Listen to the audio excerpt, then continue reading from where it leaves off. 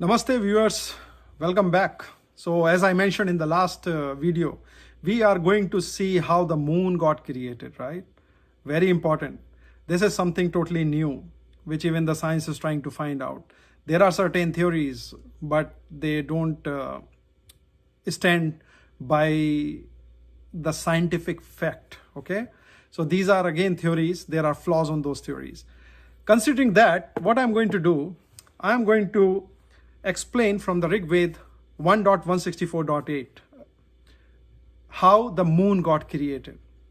So there is a mantra in the Rig Veda which says Mata Pitram Rita Abhabaja Dhetya Agre Mansa Samhi Jagme Sabhi Bhatsur Garbharasa Nivedana Masvantaha id upvakam ihu.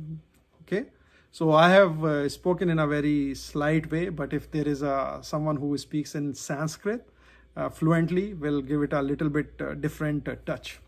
Now see what is happening in this mantra. Mata is the mother, Pitra is the father, Rit, generally it's a moral law. But in this mantra, Rit means the motion. Again, who is the Rishi? The Rishi is Dirgtama. As I mentioned in the previous video where we saw how the planets got created, Dirg means again large and Mata Tama means inertia. So we are talking about some large objects, okay? And there is inertia here in this mantra. Then the next is is a preposition. It is just next to the verb. Babhaja, it is like to share, right? Here something is shared in this mantra. So something is sharing something in this mantra, okay? Dhiti is generally thought, but in this mantra there is a big science going on. So Dhiti is spinning on its axis. Remember, Dhiti is spinning on its axis. Agre means prior, in the beginning. Mansa means the mind, okay? Now Mansa is the mind here. But because we are talking about large objects, right?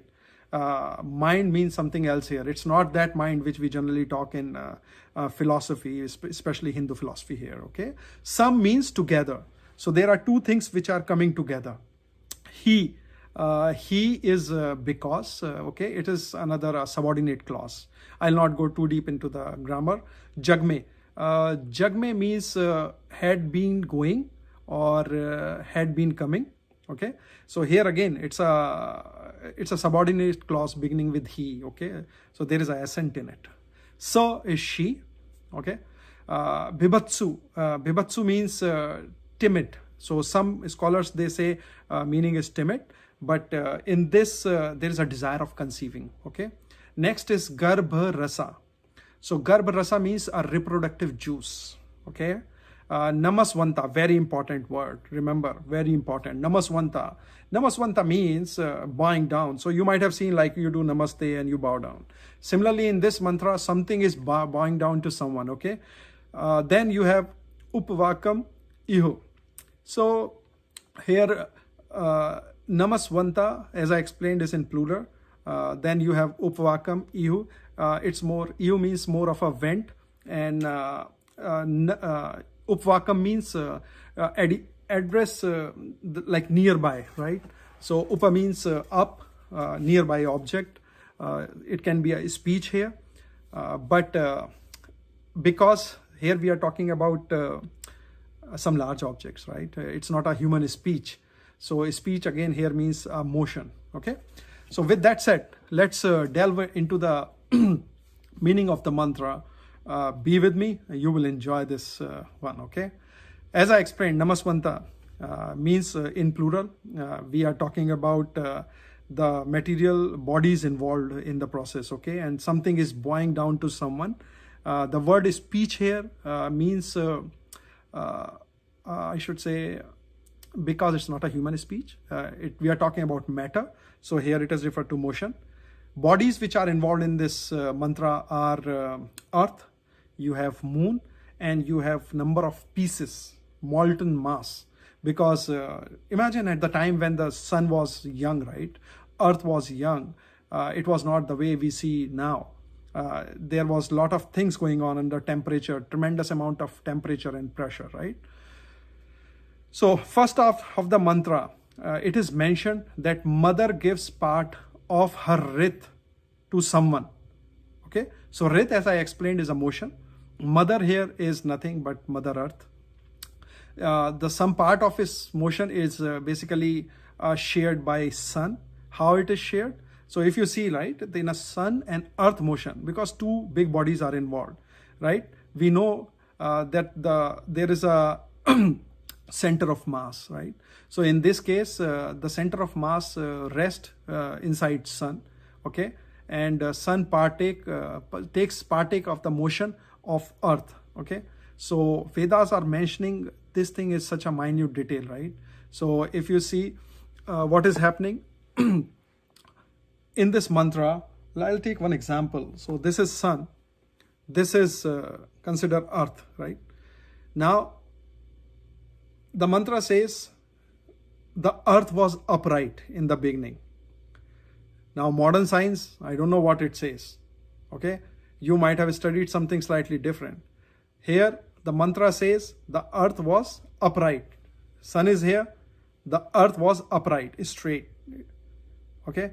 Now what is mentioned in this mantra, because of the pull at a certain point of time of sun, the axis got tilted. The axis of the earth got tilted. So if you see what has happened, there is a slight line you might be seeing, right? This is upright. Now the axis has tilted. Because of the sun, the tilt has occurred on the axis. Now with this tilt, what is happening? There is a lot of, there is a high temperature and pressure inside earth, right? The sun is continuously bombarding earth with a radiation.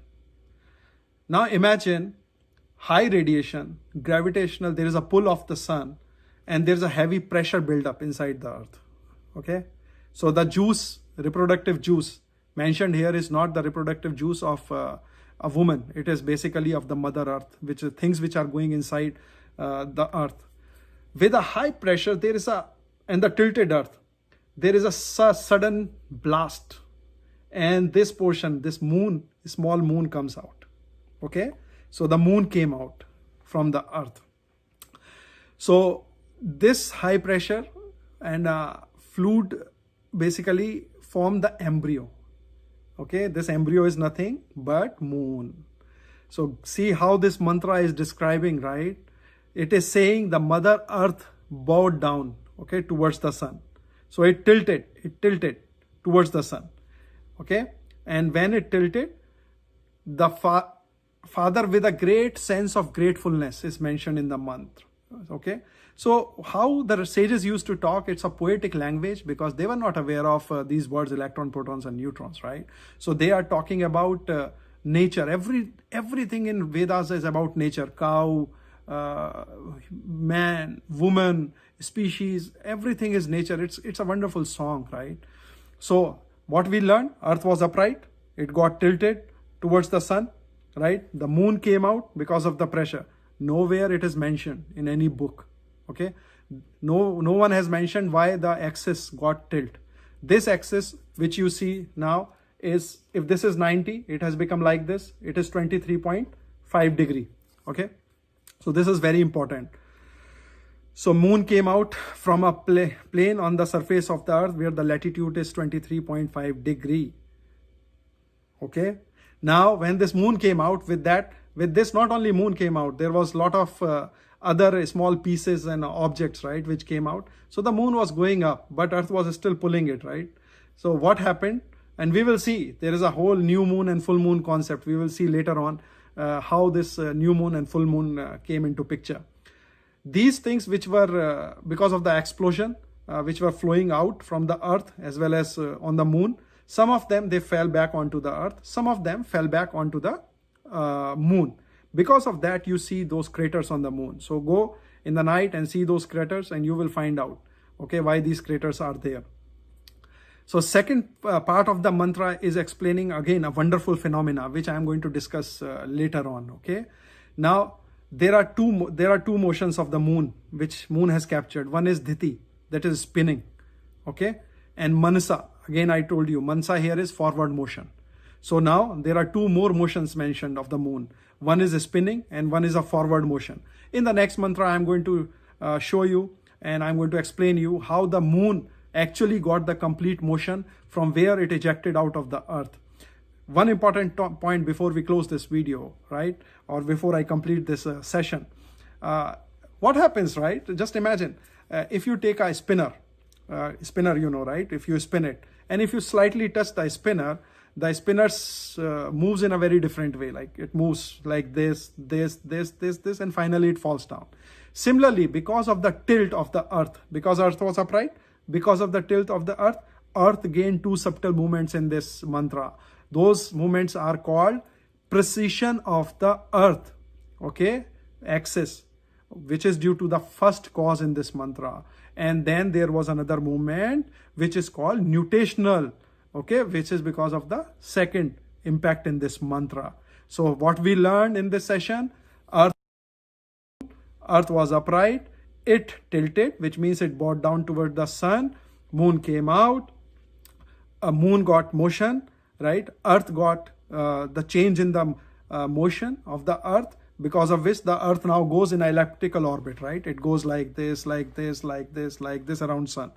Okay, and two things happened, that is precession of the earth and the nutational movement of the earth. I want you to go back after this session, go to Google and learn about ecliptic orbit of the earth, precession of the earth, nutation of the earth, and this concept given by Vedas has not been told to the world so far. This is the first time in this video I am explaining this concept.